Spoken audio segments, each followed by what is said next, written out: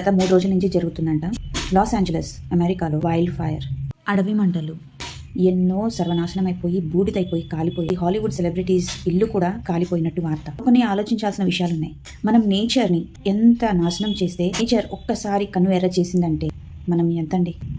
మనం ఉన్నంత కాలము నేచర్ని గౌరవిస్తూ మన ప్రకృతి ఇచ్చిన అందాలని ఆస్వాదిస్తూ హాయిగా జీవితం గడిపితే ఎంత బాగుంటుంది.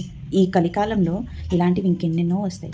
హిస్టరీలో ఇది అన్నిటికన్నా పెద్దది, హిస్టరీలో ఇంతకంటే దారుణమైంది ఇంకోటి లేదు అని చెప్పుకుంటూ ఇంకా దారుణాలు చూడాల్సి వస్తుంది. మన పర్యావరణాన్ని కాపాడుకోవాలి. ఆ బాధ్యత మనదే.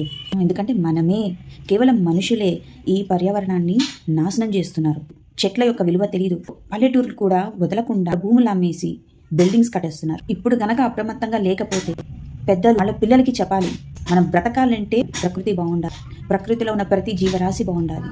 మనుషులు ఒకటే కాదు, వృక్షో రక్షతి రక్షిత అంటారు. ఊరికే కాదు.